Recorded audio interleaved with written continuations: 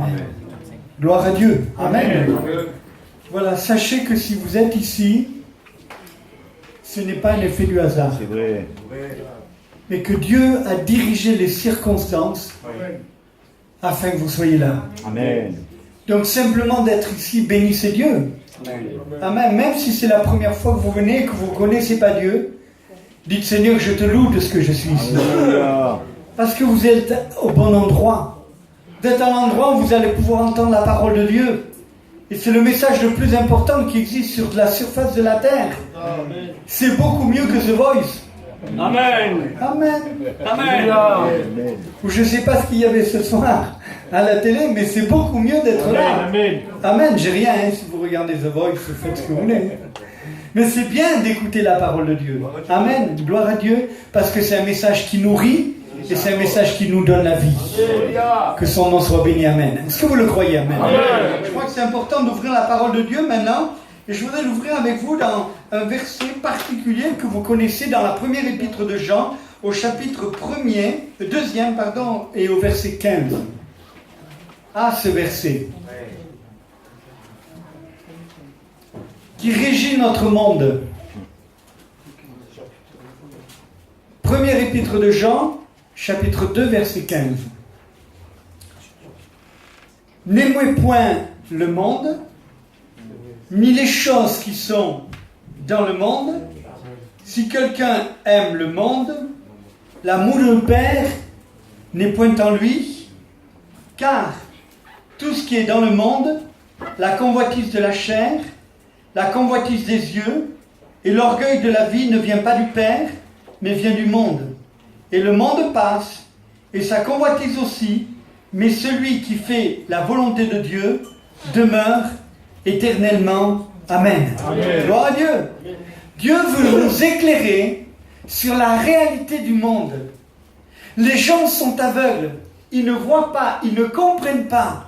Et pour eux, il est difficile de venir à la lumière. Ils ne comprennent pas que le monde est conduit par le monde des ténèbres. Ils ne comprennent pas que le prince de ce monde, c'est l'ennemi. Ils ne comprennent pas ce qui régit le monde, ce qui conduit le monde, ce qui anime le monde. Cher ami, bien souvent, on a peur dans les églises qui rentre le monde. Cher ami, le monde ne peut pas rentrer dans l'église. Mais ce qui peut rentrer dans l'église, c'est l'esprit du monde. Et l'esprit du monde, c'est ça. C'est ces trois choses qui régissent depuis l'univers, depuis l'origine. Ces trois choses qui sont importantes. La convoitise de la chair, la convoitise des yeux et l'orgueil de la vie. C'est les trois choses qui régissent notre monde. Tout notre monde est régi par cela. La chair, les yeux et l'orgueil de la vie. Et qu'on le veuille ou pas, le monde est construit sur cette base-là. Pourquoi? Parce qu'à l'origine, le diable a vomi cela, excusez-moi l'expression, mais le diable a déversé cela sur l'humanité. Il a commencé par Ève.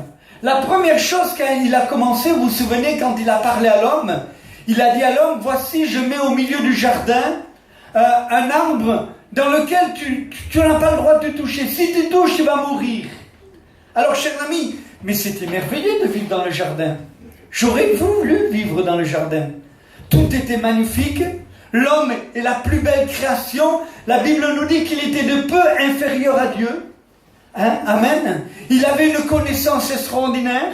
Tous les animaux qui s'approchaient de lui, il avait la connaissance pour leur donner un nom. Il parlait avec Dieu chaque soir. Il s'entretenait personnellement avec Dieu. Cher ami, il vivait heureux. Et l'homme avec Dieu vit heureux. Amen. L'homme, quand il retrouve Dieu, vit heureux. Amen. L'homme sans Dieu est malheureux. C'est vrai. L'homme sans Dieu a beau dire n'importe quoi, c'est un malheureux. Amen. Et là, chers amis, il est dans le jardin et vous savez l'histoire, il y a la femme qui est là, sacrée femme, hein, mais elle est là, elle est quand même là, et là, chers amis, le diable vient, le tentateur, qui c'est qui a péché au fait le premier? C'est l'homme ou la femme? Et c'est l'homme qui a péché. Et pourquoi? Parce qu'il a négligé ce que Dieu lui avait dit. Dieu lui avait dit, tu garderas le jardin et tu le travailleras. Il n'a pas gardé le jardin. Et la Bible nous dit que le serpent est une bête des champs qui s'est infiltrée dans le jardin. Et là, elle vient. Et la première chose, il a désobéi à cela. Donc, il y a une partie de désobéissance. Cher ami. Et là, il vient vers le côté le plus faible. C'est-à-dire qu'il vient tenter, il vient séduire. La Bible dit, Satan a séduit Ève. Il vient la séduire et lui parler. Et lui dit, mais pourquoi tu ne manges pas de l'arbre? Et elle est sûre, elle dit, parce que mon mari m'a dit, elle dit pas mon mari, mais elle avait reçu ça de son mari, qu'il ne faut pas que quiconque touche cet arbre va mourir. Alors il dit, c'est pas vrai, tu vas pas mourir. La première chose que le diable essaye de faire comprendre à la femme, c'est que Dieu ment. C'est que Dieu est un menteur. C'est que Dieu les a bernés. C'est que Dieu leur a raconté un mensonge. Cher ami, lui, le père du mensonge, dit le plus grand mensonge qui existe dans le monde et dans l'univers, que Dieu est menteur. Et cher ami, c'est terrible.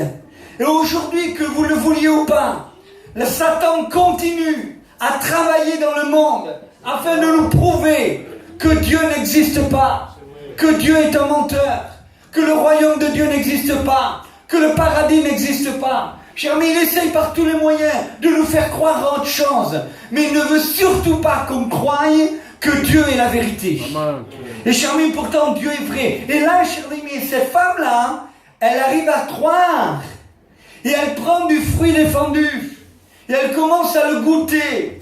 Quand elle le goûte, cher ami, ses cinq sens ont été touchés. Elle a commencé à le prendre, elle a commencé à le sentir, elle a commencé à le goûter, et elle a entendu la voix du diable. Ses 5 sens ont été touchés. Tout le corps humain a été touché par le péché, a été enfreint par le péché. Et chers amis, elle est devenue pécheresse à ce moment-là, parce qu'elle a désobéi à Dieu. Chers amis, c'est terrible. C'est terrible ce qui est arrivé. Cher ami, et à ce moment-là, cher ami, il a voulu lui dire une chose aussi. Non seulement que Dieu est un menteur, mais que Dieu est injuste. Elle dit pourquoi? Parce que Dieu a dit que si on prenait, on aurait la connaissance du bien et du mal. Et cher ami, c'est ce qu'il a voulu lui prouver. Il lui dit, mais parce que Dieu ne veut pas que vous ayez la connaissance du bien et du mal. Alors c'est injuste. Dieu est injuste. Dieu, c'est pas normal, il est injuste, il est en train de te faire du mal, de te rendre comme une esclave. Voilà le but de l'ennemi. C'est terrible, vous ne croyez pas? Et après, la troisième chose qu'il a réussi à infiltrer dans le cœur de la femme et de l'homme, c'est que Dieu ne les aimait pas.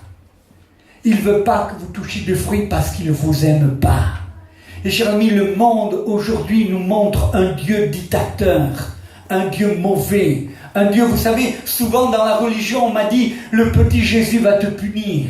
Chers amis, bien souvent, on nous a montré une image déformée de Dieu, une image déformée de ce créateur de l'univers.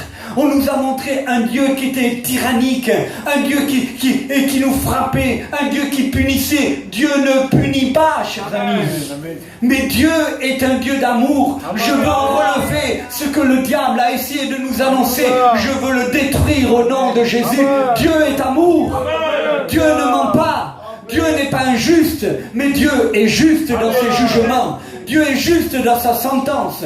Dieu est juste dans tout ce qu'il fait. Tout ce qu'il fait est juste. Amen. Amen. Et ça, l'homme a besoin de le reconnaître.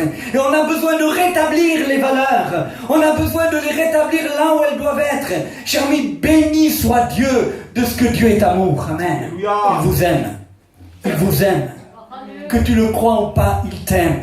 Tu es venu ce soir découragé, affaibli, pris par tout un tas de choses dans ta vie qui t'emmènent dans l'erreur et dans la haine. Mais Christ t'aime tel que tu es. Amen. Il veut te sauver. Il a décidé ce soir de te sauver. Il ne veut pas que tu partes de ce lieu perdu. Il veut te sauver. Amen. Alors il va tout faire. Il va t'entourer de son amour. Il va te protéger. Il va te garder. Il va essayer de se révéler à toi. Il va te parler avec amour. Chers amis, le Dieu que nous connaissons est un Dieu plein d'amour, plein de miséricorde, plein de bonté. Que son nom soit béni. Amen. Cher ami, le diable a voulu nous montrer une fausse image de Dieu. Mais nous, au travers de l'évangile, nous avons un Dieu qui se révèle comme un Dieu d'amour, un Dieu qui est juste, amen, et un Dieu qui ne ment pas. Amen. Amen. Jésus a dit ces paroles. Je vous dis la vérité, je ne mens pas. Je m'en vais vous préparer une place. Amen. Et je veux y aller dans cette place.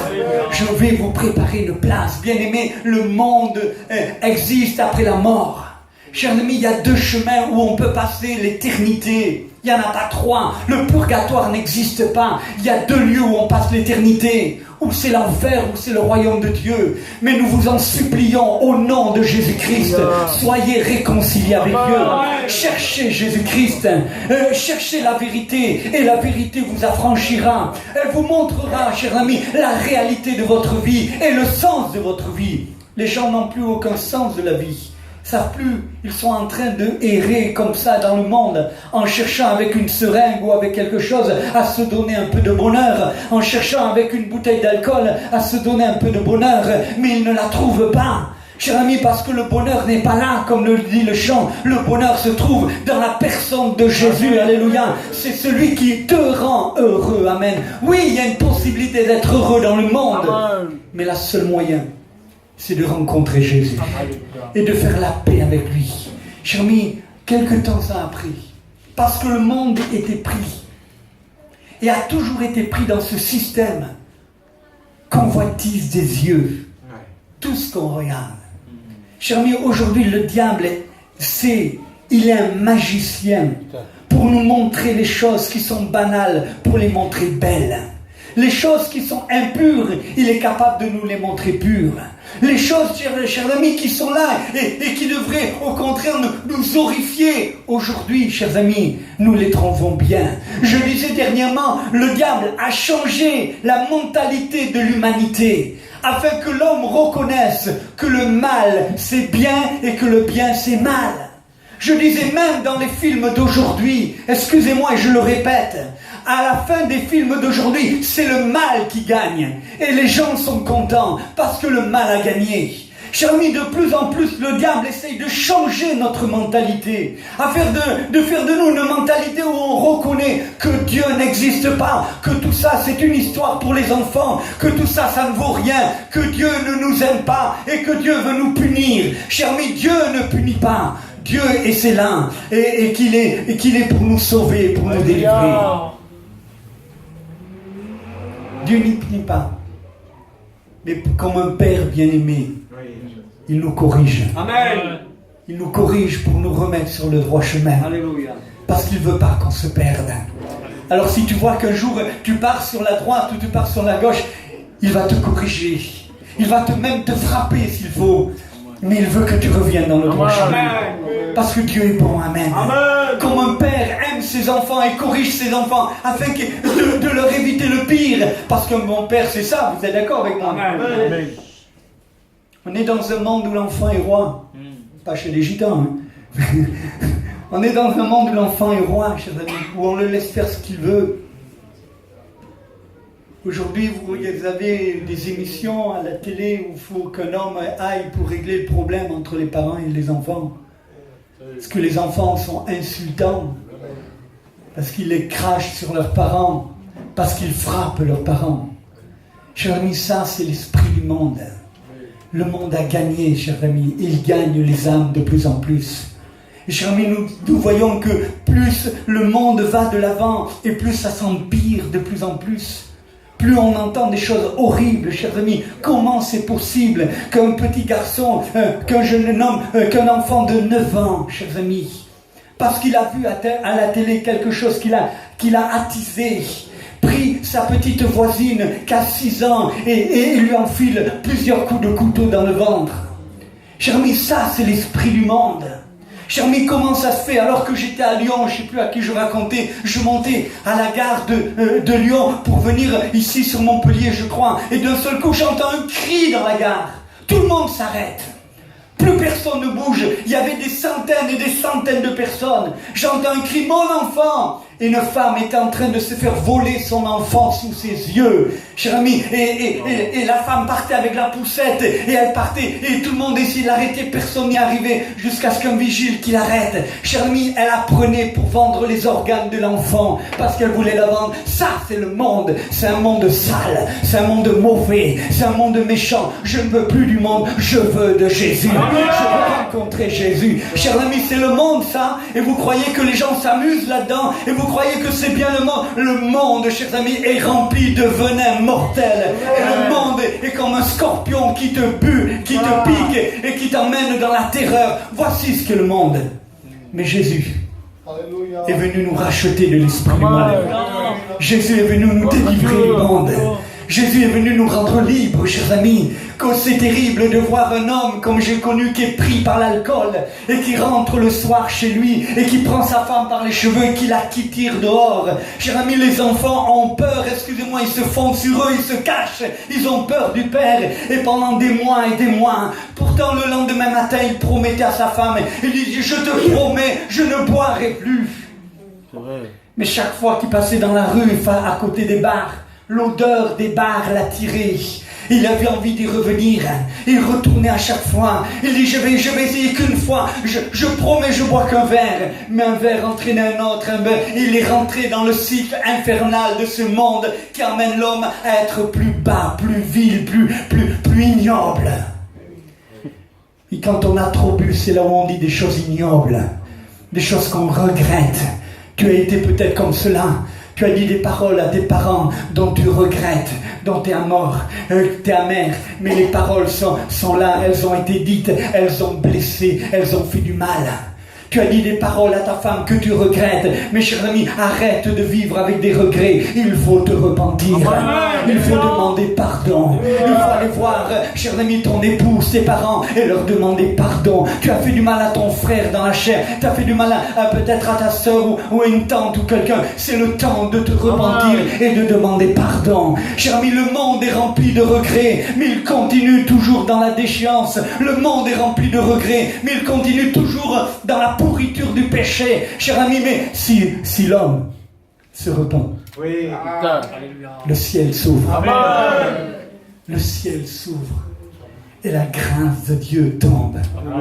J'ai une bonne nouvelle pour toi ce soir. La grâce de Dieu est au milieu de nous. Et elle s'appelle Jésus-Christ de Nazareth. Il est temps, chers amis, il est temps que tu viennes.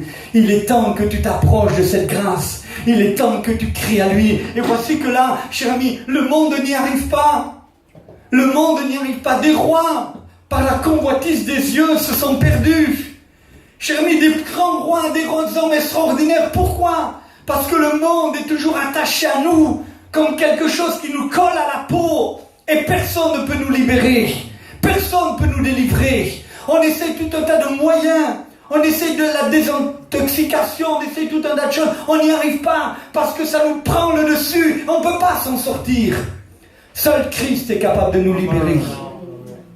Il est venu comme un simple homme. Les gens ne voulaient pas de lui, mais il est venu. Il est venu. Et alors là, avant de commencer son ministère, il fallait qu'il puisse vaincre le monde. Il a vaincu le monde. Il a vaincu le monde. Vous le lirez dans Matthieu 4. La Bible nous dit, alors qu'il a été baptisé, il a été transporté dans le désert, et Satan vient. Il a dit, je vais le gagner. Je vais le gagner. Sur lui aussi, je vais gagner la guerre. Sur lui aussi, je vais répandre mon venin, je vais répandre l'esprit du monde, je vais le gagner. Il ne pourra pas aller plus loin. Il est né et je ne pouvais rien faire. Maintenant, il est adulte, il va commencer à prêcher. Avant qu'il prêche l'évangile, avant qu'il annonce aux hommes la repentance, avant qu'il délivre l'homme de l'esprit du monde, il faut que je l'arrête. Alors il a regardé, il lui a dit, tu as faim au bout de 40 jours. Ordonne que ces pierres deviennent des pains. Il le tente dans la chair. Il lui dit, voilà, ta chair n'en peut plus. T'en peux plus maintenant. Voici la convoitise de la chair. Ordonne que ces pierres deviennent des pains. Et lui répond, l'homme ne vivra pas de pain seulement, mais de toute parole qui sortira de la bouche de Dieu. Je ne sais pas ce qui s'est passé dans le ciel, mais moi j'imagine que les anges devaient frapper des mains. J'imagine que tout le monde devait applaudir. J'imagine que la parole est montée jusqu'au ciel et qu'elle a touché le cœur de son père. Et son père a dit, c'est mon fils qui a dit ça. Alléluia. Voyant qu'il n'y arrivait pas, il a pris sur haute montagne. Il a dit, jette-toi là, parce qu'il est écrit. L'orgueil de la vie. Il est écrit, jette-toi. Parce qu'il y a des anges qui vont te porter. C'est écrit, alors jette-toi. Et lui répond, tu ne tenteras pas le Seigneur ton Dieu. Amen. Deuxième parole où il a brisé le pouvoir de la convoitise, chers amis, et de l'orgueil de la vie.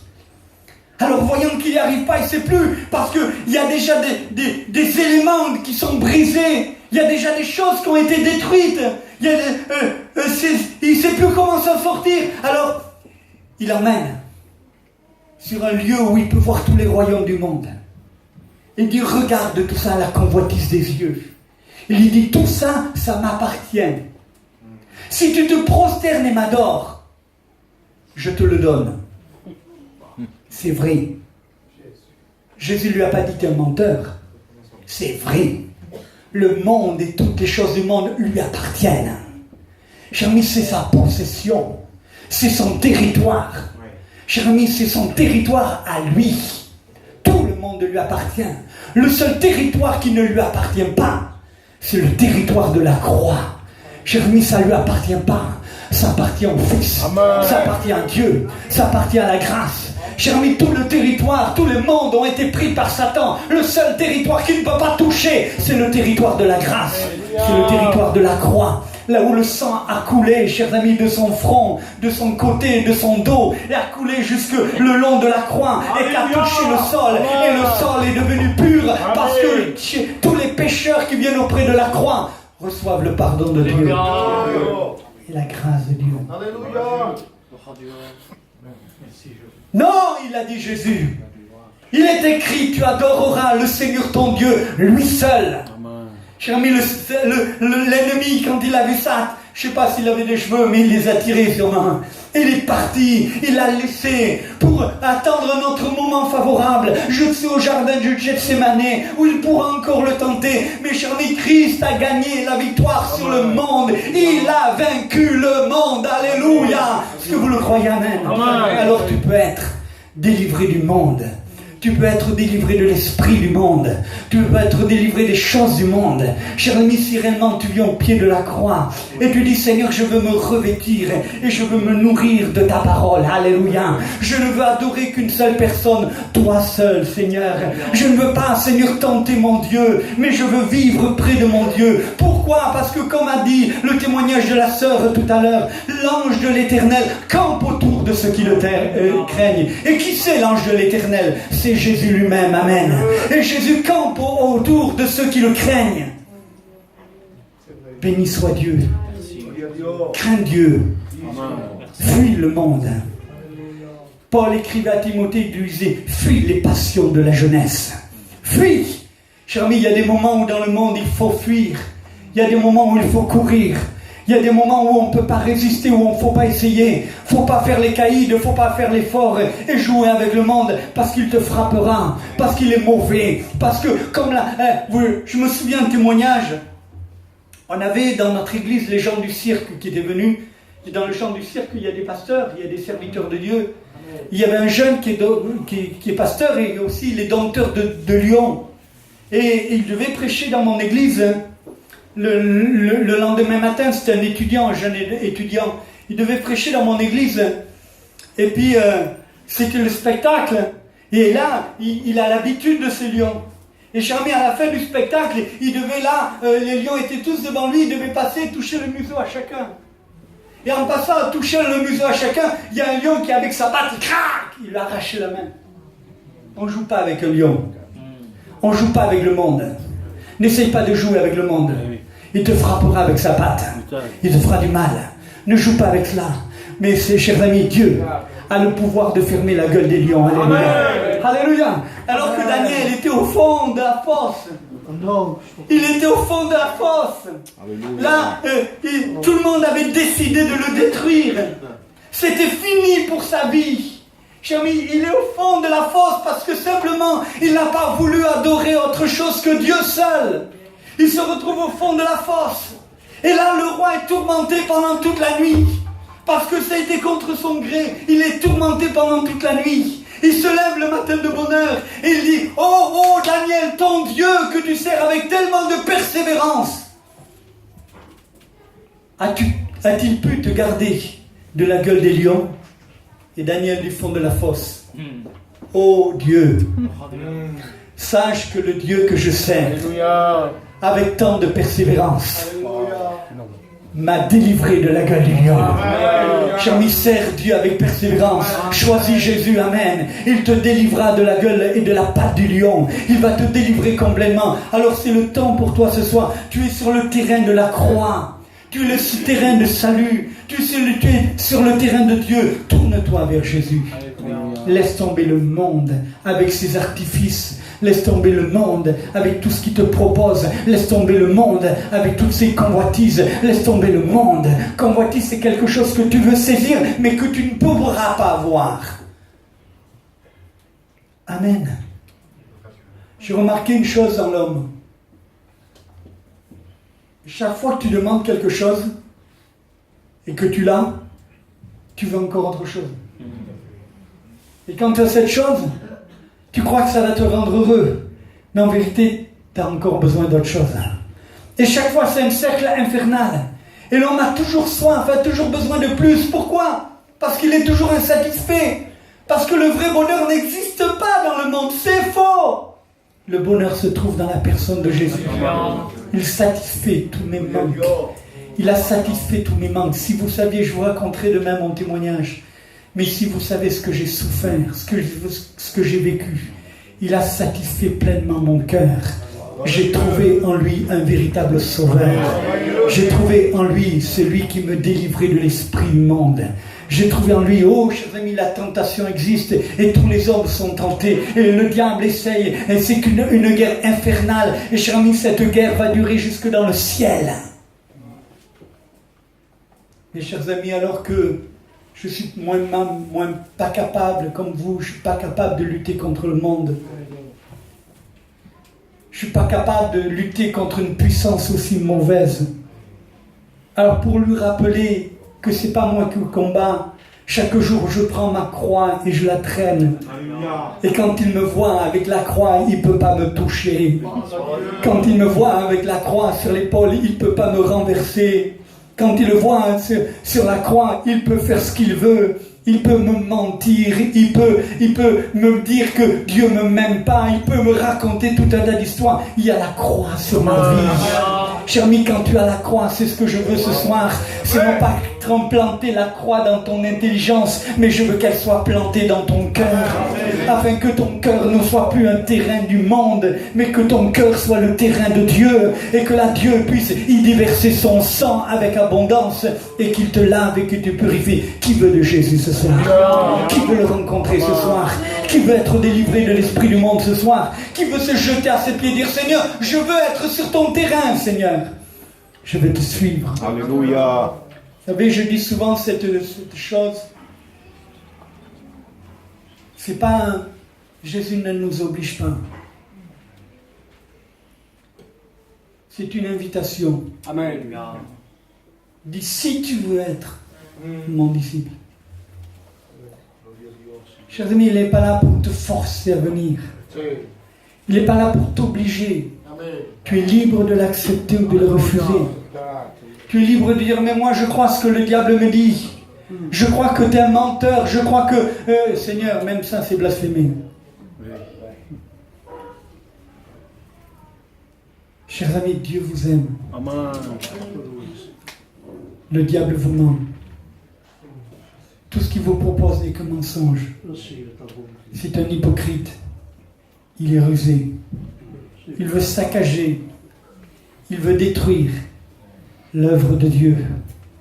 Mais quand Dieu vous regarde, il voit en vous une œuvre merveilleuse.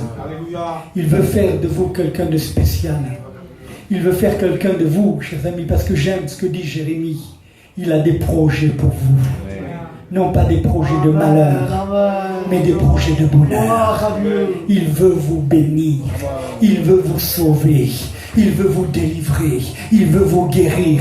Il veut vous poursuivre de sa bénédiction. Il veut que vous soyez bénis jusqu'à la première, deuxième, troisième génération. Il veut bénir vos enfants. Il a dit, je le jure par moi-même. Il a dit à Abraham, parole de l'Éternel, je le jure. Qui peut jurer plus grand que lui? Qui sur la terre peut jurer plus fort que lui? Il le dit, je le jure, parole de l'Éternel, je te bénirai. Alléluia. Cher ami, il a juré de te bénir. Jette-toi à pied de Jésus. Amen. Du Jésus, je veux rien savoir que d'autre que toi, Seigneur. Libère-moi de mes convoitises, libère-moi libère-moi de tout cela, Seigneur. Je te donne ma vie, je te donne mon cœur. Il n'a pas besoin d'autre chose. N'essaye pas d'acheter le salut de Dieu. N'essaye pas de le troquer. Il est gratuit. C'est un cadeau de Dieu. C'est un don de Dieu. Reçois-le simplement. Vous l'avez compris maintenant, Seigneur? Je te bénis et je te loue ce soir.